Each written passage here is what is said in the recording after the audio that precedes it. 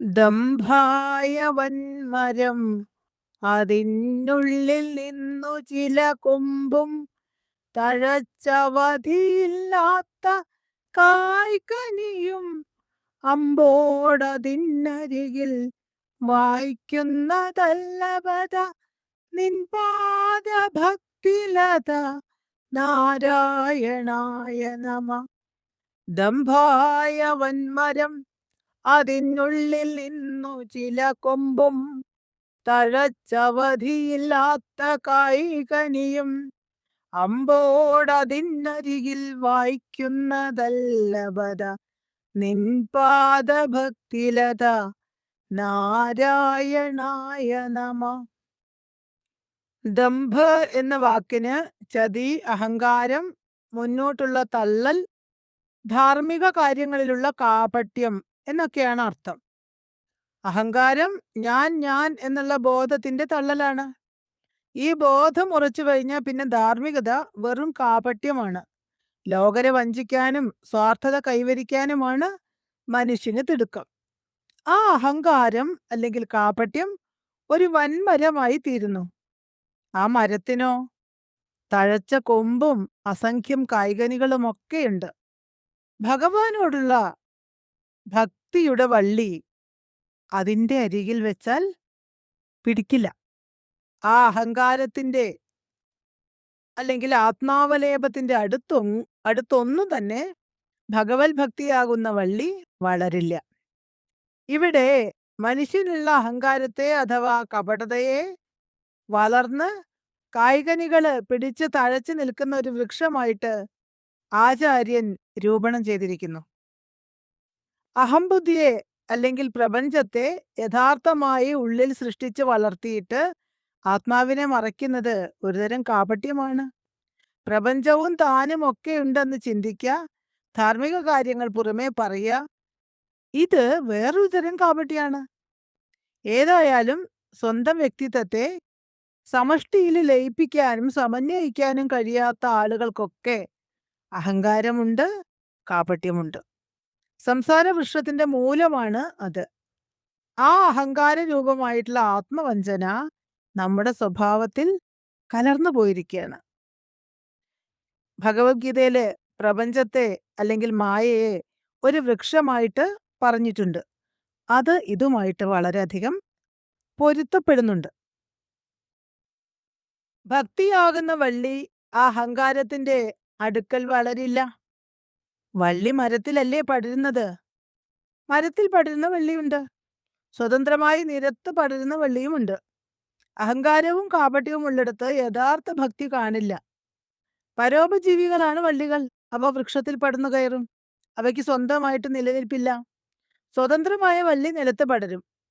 അപ്പോൾ കാപട്യമുള്ളവരുടെ ഭക്തിയല്ല, കാപട്യത്തെ ആശ്രയിച്ച് പ്രയോജനപ്പെടുത്തുന്ന ഒരു തരം അഭിനയം മാത്രമാണ്. വൃക്ഷത്തെ പുരുഷനായിട്ട് കണക്കാക്കും, വള്ളിയെ ശക്തിയുമായിട്ടും കണക്കാക്കും, സ്ത്രീയായിട്ടും കണക്കാക്കും. പുരുഷനും ശക്തിയും രണ്ടല്ലല്ലോ. പിന്നെ എങ്ങനെയാണ് പറയുക വള്ളി വൃക്ഷത്തിന്റെ അടുക്കൽ വളരില്ലാന്ന്? അതില് ഒരു അസാധാരണത്തുണ്ട്. ഈ അസാധാരണത്തെ പറ്റി ചിന്തിക്കുമ്പോ വൃക്ഷലതകൾ സമന്വയിക്കുന്നത് നമുക്ക് കാണാം. അഹങ്കാരവും ഭക്തിയും സമന്വയിക്കപ്പെട്ടു കഴിഞ്ഞാല് സാധന പൂർത്തിയായി. അഹങ്കാരം അഥവാ കാപട്യം അതിന്റെ രൂപത്തിലും ഭക്തി വേറിട്ട് നിൽക്കുന്നു എന്ന് വന്നാൽ അവ തമ്മിൽ യോജിക്കില്ല. അവയുടെ സമന്വയത്തിൽ തെളിഞ്ഞു ശോഭിക്കുന്നത് പരമപ്രേമം മാത്രമാണ്. എന്ന് വെച്ചാല് നമുക്ക് അഹങ്കാരം വേറിട്ട് നിൽക്കുകയാണ് മനുഷ്യന്. വേറിട്ട് നിൽക്കുമ്പോൾ അവിടെ ഭക്തി വരില്ല. ഈ അഹംകാരം, ഈ ഞാൻ എന്ന ബോധത്തില് ഭക്തി കൊണ്ടു ചെന്നാല് ഇത് പരമ്പരയില് ആയിട്ട് മാറും. അപ്പൊ പരമപ്രേമം മാത്രമായിട്ട് മാറാൻ കഴിയുമെന്ന് പറയണു. ധന്യോഹമെന്നും അതിമാന്യോഹമെന്നും അതി പുണ്യങ്ങൾ ചെയ്ത പുരുഷൻ ഞാനുമെന്നുമുടൻ ഒന്നല്ല കാൺകൊരു കൊടുങ്കാടുടംഭമയം ഒന്നിച്ചു കൂടിയതു നാരായണായ നമ. ധന്യോഹമെന്നുമതി മനോഹമെന്നുമതി പുണ്യങ്ങൾ ചെയ്ത പുരുഷൻ ഞാനുമെന്നുമുടൻ ഒന്നല്ല കാൺകുരു കൊടുങ്കാടു ഡംഭമയമൊന്നിച്ചു കൂടിയത് നാരായണായ നമ. ഞാൻ വളരെ ശ്രേഷ്ഠനാണ്, ഞാൻ മാന്യനാണ്, ഞാൻ വളരെ പുണ്യകർമ്മങ്ങൾ ചെയ്തവനാണ് എന്നിങ്ങനെ ഞാൻ എന്ന് ഊന്നിക്കൊണ്ട് കാര്യങ്ങളെ ബന്ധിപ്പിച്ച് അഭിമാനിയായി കഴിയുന്ന മനുഷ്യൻ അഹങ്കാരം കൊണ്ട് അജ്ഞാനത്തിന്റെ ഒരു വനം തന്നെയാണ് സൃഷ്ടിക്കുന്നത്. അഹന്ത കൊണ്ട് ഉണ്ടാകുന്ന വൃക്ഷങ്ങൾ എത്രയുണ്ട്? കണക്കില്ല. ആ വൃക്ഷങ്ങൾ അത്രയും ചേർന്നിട്ടുള്ള ഒരു മഹാവനമാണ് നമ്മുടെ അഹന്ത. കെട്ടിപ്പിണഞ്ഞ് പടർന്ന് പന്തലിച്ച് വേരുറച്ച് അഹന്തയിൽ കനത്ത് വളർന്നു നിൽക്കുന്ന വിവിധങ്ങളായ അഭിമാനങ്ങൾ കൊണ്ട് നിറഞ്ഞ ഒരു അന്ധകരണമാണ് മനുഷ്യനുള്ളത്. എളുപ്പമൊന്നുമല്ല ആ മഹാവനത്തെ മുഴുവൻ വെട്ടിക്കളഞ്ഞ് അവിടെ ഭക്തിയാകുന്ന നേർച്ചാലൊഴുക്കി മുക്തിയാകുന്ന ഫലമുണ്ടാക്കാൻ. മനുഷ്യലോകം എത്ര മായാബദ്ധമാണെന്ന് കാണിക്കാൻ ഇതിൽ കവിഞ്ഞ ഒരു സങ്കല്പം ആവശ്യമില്ല. ഭക്തി ഉണ്ടാകാൻ അഹങ്കാരമാകുന്ന വൃക്ഷത്തെ വെട്ടിക്കളയാൻ വളരെ ലളിതമായിട്ടുള്ള ഒരു മാർഗം ഇതാ നമ്മുടെ മുമ്പിൽ തുറക്കപ്പെട്ടിരിക്കുന്നു. അത് ഭഗവൻ നാമ ജപമാണ്. ഇവിടെ മറ്റൊരു കാര്യം കൂടി ശ്രദ്ധിക്കേണ്ടതായിട്ടുണ്ട്. അഹന്ത അജ്ഞതയുടെ രൂപമാണ്, തമസ്സാണ്. ഞാൻ പുണ്യങ്ങൾ ചെയ്തവനാണ്, ഞാൻ ശ്രേഷ്ഠനാണ് എന്നീ വിധത്തിൽ താൻ ചെയ്യുന്ന ഓരോ പ്രവൃത്തിയുടെയും കർത്തൃത്വം തന്നിൽ ആരോപിച്ച് അറിവുള്ളവനെന്ന് നടിക്കുന്നവരുടെ അഭിമാനം അന്ധതരമായ തമസ്സാണ്. മാണ്ഡുക്യൻ തന്നെ ഈ ആശയം വെളിപ്പെടുത്തിയിട്ടുണ്ട്. കർത്തൃത്വാഭിമാനം മുന്തി നിൽക്കുന്നത് പഠിച്ചവരെന്ന് കരുതപ്പെടുന്നവരിലാണ്. അതൊരു കൊടുങ്കാടാണ്. പഠിപ്പില്ലാത്തവരുടെ അഹന്ത അത്രയും വളരുന്നില്ല. നന്നായി ദഹിച്ചൊരു സഹസ്രാരധാരയിലി തന്നീറ്റിൽ നിൻ കരുണവന്മാരി പെയ്തു പുന മുന്നം മുളച്ച തവ ഭക്തിക്കു ചേർക്കവളമെന്നേ കൃപാനിലയ നാരായണായ നമ. നന്നായി ദഹിച്ചൊരു സഹസ്രാരധാരയിലെ തന്നീറ്റിൽ നിൻ കരുണ മന്മാരി പെയ്തു പുന മുന്നം മുളച്ച തവ ഭക്തിക്കു ചേർക്കവളം ഇന്നേ കൃപാനിലയ നാരായണായ നമ. അല്ലയോ കൃപാനിധേ, ഈ അഹങ്കാരം സഹസ്രാരധാരയിൽ നന്നായി ദഹിച്ചിട്ട് പിന്നീട് അതിൽ ഭഗവത് കാരുണ്യമാകുന്ന മഴ പൊഴിഞ്ഞ് മുന്നം മുളച്ച അങ്ങയോടുള്ള ഭക്തിക്ക് ഇന്നേ വളം ചേർക്കണം. അപ്പോ സത്വരജസ് തമസ്സുകളുടെ സ്വരൂപമായ അഹങ്കാരം സഹസ്രാരധാരയിൽ ചമ്പലായി പോകും. സത്വരജസ് തമസ്സുകൾ മാറിയാല് ഉപരിതനമായ ജീവിതാക്ഷത്തിന്റെ രണ്ട് ധ്രുവങ്ങളായിട്ടുള്ള കേവലബോധമാകുന്ന പരബ്രഹ്മവും ശുദ്ധമായ അഹങ്കാരം കലർന്ന ജീവനും പാരസ്പര്യമുള്ളതായി തീരും. നാനാത്വബോധങ്ങൾ മാറിയിട്ട് ഏകത്വബോധത്തില് അന്ധക്കരണം ഉറയ്ക്കണം. ബോധവും ബോധത്തെക്കുറിച്ചുള്ള ബോധവുമായി രണ്ട് ബോധങ്ങൾ തെളിയും. രണ്ടാമത്തെ ബോധമാണ് കർത്തൃത്വവും ഭോക്തൃത്വവുമുള്ള ജീവാത്മാവായിട്ട് പ്രത്യക്ഷപ്പെടുന്നത്. ആദ്യത്തെ ബോധം സാക്ഷിയുമാവണം. ഈ രണ്ട് ബോധങ്ങളും ഒന്നു തന്നെയാണെന്നുള്ള അവസ്ഥയാണ് ഭക്തിയുടെ പരമകഷ്ട. ഇത് നമ്മളിൽ തന്നെ ഉണ്ട്. കേവല ബോധത്തില് ആത്മാവെന്ന ബോധം ലഭിക്കുമ്പോ എല്ലാ വൈവിധ്യ ബോധങ്ങളും ആത്മാവെന്ന ബോധത്തില് സമന്വയിക്കപ്പെടും. സ്ഥായിയായിട്ട് നമ്മിൽ ലയിച്ചിരിക്കുന്ന പരമാത്മ ജീവാത്മൈക്യം പരമമായ അനുഭവമായിട്ട് തീരാൻ ശിവന്റെ നെറ്റിയിലെ തൃക്കണ്ണുപോലെ നമ്മുടെ സഹസ്രാരപത്മമാകുന്ന ജ്ഞാനാഗ്നിയില് അഹന്ത നശിക്കണം. ആ പരമാർത്ഥ ദർശനമാകുന്ന പൂർണ്ണഭക്തി ഉണ്ടാകുവാൻ വേണ്ട സാധന ഐശ്വര്യമായ അനുഗ്രഹം കൊണ്ടേ ലഭിക്കുകയുള്ളൂ. അത് കൈവരാനാണ് ഇവിടെ പ്രാർത്ഥന.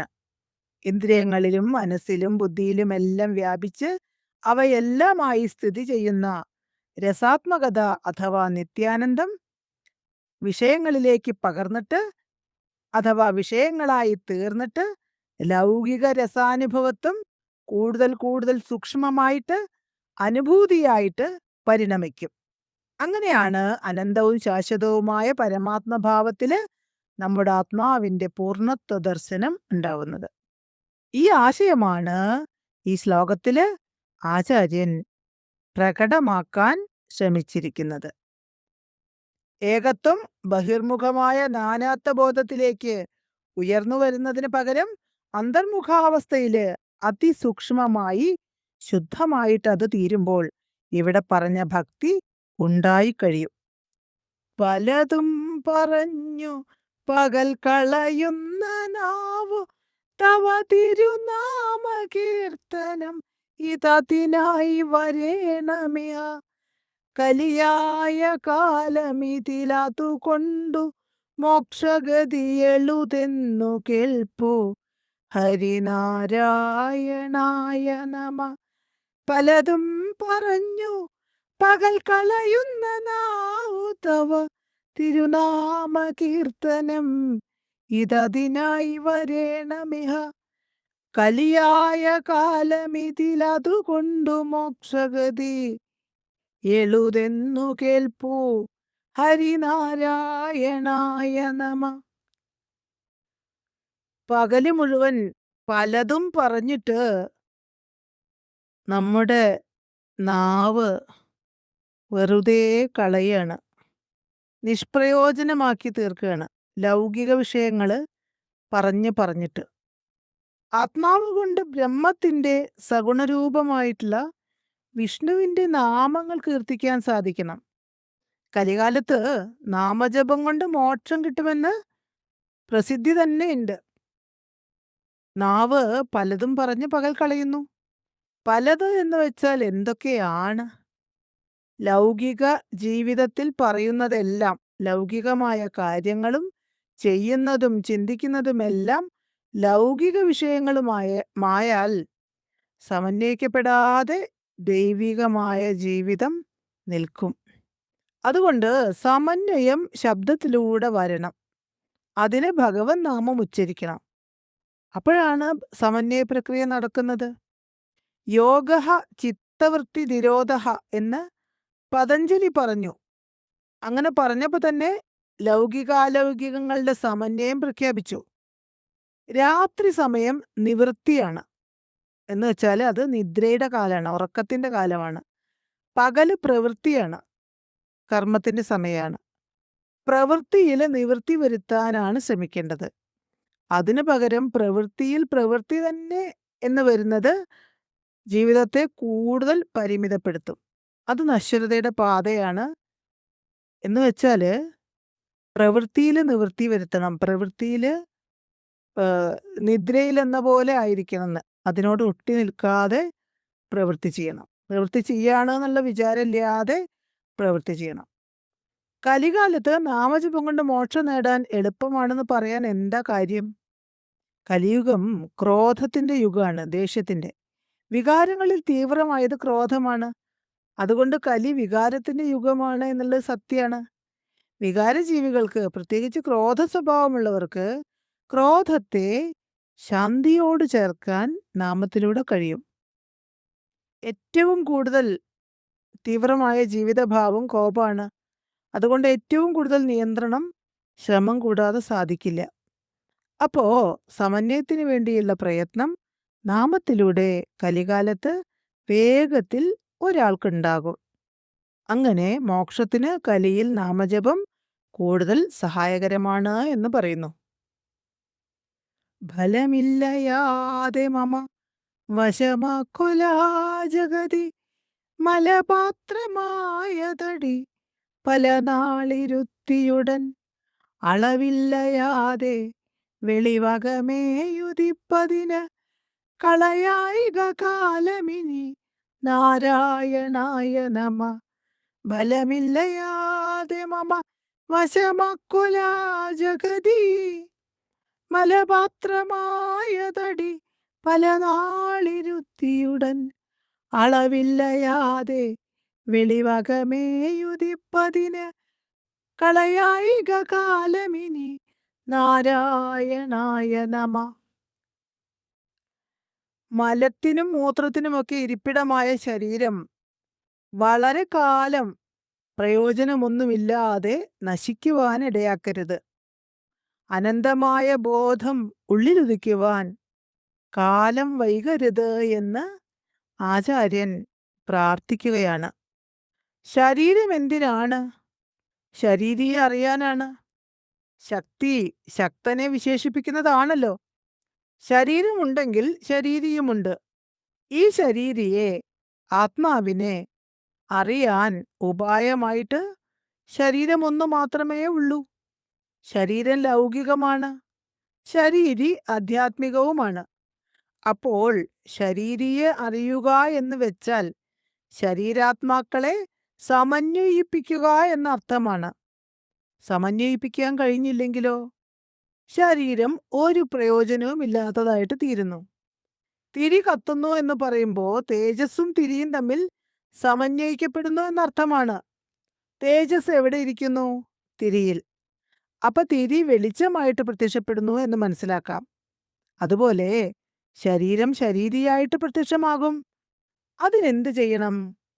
ലഘുവായ പ്രയത്നം മാത്രം അടങ്ങിയിട്ടുള്ള നാമജപം നടത്തണം. അപ്പൊ ശരീരം എടുത്തതിന് അഥവാ ജീവിതത്തിനൊരു ലക്ഷ്യമുണ്ട്. ആ ലക്ഷ്യം മോക്ഷമാണ്. ഏതിൽ നിന്നാണ് മോക്ഷം വേണ്ടത്? ലൗകികത്വത്തിൽ നിന്ന്. ലൗകികത്വം വിട്ടിട്ട് ഒരു ആധ്യാത്മികതയുണ്ടോ? ഇല്ല. ലൗകികതയിൽ നിന്ന് മോക്ഷം എന്ന് പറയുമ്പോൾ ലൗകികതയുടെ സ്വഭാവം മാറുക എന്നർത്ഥം. ലൗകികതയുടെ സ്വഭാവം എങ്ങനെ മാറ്റാം? അലൗകികതയുള്ളതുമായിട്ട് അതിനെ സമരസപ്പെടുത്തണം. അലൗകികത എന്താണ്? അസാധാരണത്വം. അതാണ് കലിയിൽ നാമജപം മോക്ഷകാരണം എന്ന് പറഞ്ഞത്. കോപം കേവലം ലൗകികമാണ്. അതിനെ അലൗകികമാക്കാൻ നാമോച്ചാരണത്തിന് സാധിക്കും. നാമോച്ചാരണം കൊണ്ട് ക്രോധം അതിൻ്റെ സ്വഭാവം വിടും. അതാണ് ശാന്തം എന്ന് പറയുന്നത്. ആ ശാന്തഭാവം അനിർവചനീയവും അപരിച്ഛിന്നവുമായിട്ടുള്ള ബോധമാണ്, ആനന്ദം ആണ്. ബന്ധുക്കളാർത്ഥഗൃഹപുത്രാദിജാലമതിൽ ബന്ധിച്ചവനുലകിൽ നിൻ തത്വമൊക്കെ ഇതു അന്ധന്യു കാട്ടിയൊരു കണ്ണാടി പോലെ വരും എന്നാ കൊല മമച നാരായണായ നമ. ബന്ധുക്കൾ അർത്ഥഗൃഹപുത്രാദിജാലം അതിൽ ബന്ധിച്ചവനുലകിൽ നിൻ തത്വമൊക്കെ ഇത് അന്ധന്യു കാട്ടിയൊരു കണ്ണാടി പോലെ വരുമെന്ന കൊല മമച നാരായണായ നമ. സംസാര ജീവിതം തന്നെ ബന്ധമാണ്. ബന്ധുക്കൾ, സമ്പത്ത്, വീട്, പുത്രൻ തുടങ്ങിയുള്ള ഓരോ തരത്തിലുള്ള ബന്ധമാണ്. അത്തരം ബന്ധങ്ങളിൽ കുടുങ്ങിയവന് നിന്റെ തത്വം അന്ധന്യു കാട്ടിയ കണ്ണാടി പോലെയാണ് വരിക. ബ്രഹ്മതത്വം കുരുടന്റെ മുമ്പിൽ പിടിച്ചിരിക്കുന്ന കണ്ണാടി പോലെ നിഷ്പ്രയോജനമാണ്. കണ്ണാടിക്ക് നമ്മുടെ രൂപം കാണിക്കാൻ കഴിയും. സംസാരത്തില് ബദ്ധനായ ഒരുവന് ബ്രഹ്മം എന്നത് അന്ധന്റെ കണ്ണാടി പോലെയാണ്. കണ്ണുപൊട്ടൻ കണ്ണാടി കാണുന്നില്ല എന്ന് മാത്രമല്ല, കണ്ണാടിയിൽ തന്നെ പ്രതിഫലിച്ചതും കാണുന്നില്ല. അതുപോലെ തൻ്റെ ചുറ്റും തന്നിലും വ്യാപിച്ചു നിൽക്കുന്ന ബ്രഹ്മത്തെ ലൗകിക സുഖത്തിൽ ആസക്തിയുള്ളവർ കാണുന്നില്ല എന്ന് മാത്രമല്ല, അതിൽ തന്നെയും കാണുന്നില്ല. രണ്ടും വേണമെന്നാണ് പറയുന്നത്. ബ്രഹ്മത്തിൽ തന്നെയും കാണണം, തന്നിൽ ബ്രഹ്മത്തെയും കാണണം. അതുപോലെയുള്ള അവസ്ഥ തനിക്കുണ്ടാകരുതേ എന്നാണ് ആചാര്യൻ പറയുന്നത്. അന്ധൻ ഇരുട്ടിന്റെ പ്രതിനിധിയാണ്, കണ്ണാടി പരിശുദ്ധ ബോധത്തിന്റെയും. ഒന്ന് സ്ഥൂലമാണെങ്കിൽ മറ്റൊന്ന് സൂക്ഷ്മമാണ്. ഒന്ന് ധനാത്മകമാണെങ്കിൽ മറ്റൊന്ന് ഋണാത്മകമാണ്. രണ്ടും തമ്മിൽ പൊരുത്തമില്ല. പൊരുത്തപ്പെടാൻ കഴിയുകയാണ് വേണ്ടത്. അതിനെന്താ വേണ്ടത്? ബന്ധുക്കളെന്നും പുത്രന്മാരെന്നും മറ്റുമുള്ള ഭൗതിക ബന്ധങ്ങൾ ഇല്ലാതെയാവണം. നാനാത്വത്തെ സൃഷ്ടിക്കുന്ന ബുദ്ധിയും അവയോട് പറ്റുന്ന മനസ്സും രണ്ടും പോകണം. അത് പോകാൻ എന്താണ് മാർഗം? ഭക്തിമാർഗത്തിൽ ചരിക്കാം, ജ്ഞാനമാർഗത്തിൽ ചരിക്കാം. ഈ ജീവിതചര്യയിലൊക്കെ യോഗാത്മകത്വം വന്നാ മതി. ലൗകിക ജീവിതത്തിലെ യോഗബുദ്ധി വരുന്നതിനെയാണ് ഭക്തി ആദി യോഗങ്ങളായിട്ട് കൽപ്പിക്കപ്പെട്ടിരിക്കുന്നത്. ബന്ധം ആത്മാനാത്മഭേദത്തിൽ നിന്ന് ജനിക്കുന്നതാണ്. ആത്മാവിനെ അനാത്മാവായി കൽപ്പിച്ചു കഴിഞ്ഞാൽ താനെന്നും തൻ്റേതെന്നും ബന്ധുക്കളെന്നും അവരുടെ കാര്യമെന്നും ഒക്കെയുള്ള ചിന്ത ഉദിക്കും, സംഘം മുറുകും. അതുകൊണ്ട് അതിനിടയാകാതിരിക്കാൻ അനുഗ്രഹമുണ്ടാകണമെന്ന് ആചാര്യൻ മനസ്സുകൊണ്ട് പ്രാർത്ഥിക്കുകയാണ്. ഭക്ഷിപ്പതിന്നു ഗുഹ പോലെ പിളർന്നു മുഖം അച്ചോ കൃതാന്തനിഹ പിൻപേ നടന്നു പുന ഒത്തുന്നതർത്തുരമുരത്തോടെ പിൻപെയൊരു സർപ്പം കണക്കെ ഹരിനാരായണായ നമ. ഭക്ഷിപ്പതിന്നു ഗുഹ പോലെ പിളർന്നു മുഖം അച്ചോ കൃതാന്തനിഹ പിൻപേ നടന്നു പുന ഒത്തുന്നതർദുരമുരത്തോടെ പിൻപെയൊരു സർപ്പം കണക്കെ ഹരിനാരായണായ നമ. ഒരു തവള മന്ദമായി നീങ്ങുകയാണ്. ഒരു സർപ്പമാകട്ടെ തവളയെ പിടിക്കാൻ വേണ്ടിയിട്ട് പാഞ്ഞു വരുന്നു. അതുപോലെ മനുഷ്യനെ വിഴുങ്ങാൻ വേണ്ടിയിട്ട് മരണം വായും പിളർന്നിട്ട് പാഞ്ഞെത്തുകയാണ്. സർപ്പവും തവളയും ഭൗതിക വസ്തുക്കളാണ്. തവളയെ സർപ്പം പിടിച്ച് വിഴുങ്ങുന്നതും ഭൗതികമാണ്. തവളയുടെ സ്ഥാനത്ത് പാഞ്ചഭൗതികമായിട്ടുള്ള പഞ്ചഭൂതങ്ങളിൽ നിൽക്കുന്ന ജീവിതമാണ് സങ്കല്പിച്ചിരിക്കുന്നത്. അതിനെ വിഴുങ്ങുന്ന സർപ്പം ഭോഗങ്ങളുടെ ആകത്തുകയാണ്. ഭൗതിക ജീവിതത്തെ സുഖാസക്തി വിഴുങ്ങി നശിപ്പിച്ചുകൊണ്ടിരിക്കുന്നു. ഈ വസ്തുത മനസ്സിലാക്കി ജീവിതത്തിൻ്റെ ഉപരിതനമായ അവസ്ഥയെ സാക്ഷാത്കരിക്കാനും അങ്ങനെ പൂർണ്ണത്വം കൈവരിക്കാനും ഭക്തി ഉണ്ടാകണമെന്നാണ് ഹരിനാമകീർത്തന കർത്താവിൻ്റെ അഭിലാഷം. ഭൗതിക ജീവിതം എന്ന് പറയുമ്പോൾ ജനന മരണങ്ങൾ ഒന്നിച്ചു കൂടിയതാണ്. അതുകൊണ്ട് ജീവിതത്തിൻ്റെ അവസാനം വ്യത്യസ്തമായിട്ടുള്ള ഒരു അവസ്ഥയാണെന്ന് പറയാൻ പറ്റില്ല. അതുകൊണ്ട് തന്നെ ഭൗതിക ജീവിതം കേവലം ഒഴുകിപ്പോകുന്ന പോലെ കണക്കാക്കണം. അതിൽ ഭ്രമിക്കരുത്. അതിൻ്റെ ശാശ്വത ഭാവത്തിൻ്റെ സാക്ഷാത്കരണത്തിന് ഉതകുന്ന മാർഗങ്ങളാണ് ജ്ഞാനം, കർമ്മം, ഭക്തി എന്നിവ. അവയിൽ ഏറ്റവും പ്രയാസം കുറവുള്ളത് ഭക്തിയാണ്. അതുകൊണ്ട് ഭക്തിയോഗത്തെ സാധനയാക്കി നശ്വരവും മായാബദ്ധവുമായ ജീവിതത്തെ അനശ്വരവും മായാമുക്തവുമാക്കി തീർക്കുക എന്നുള്ളതാണ് മനുഷ്യൻ്റെ ധർമ്മം.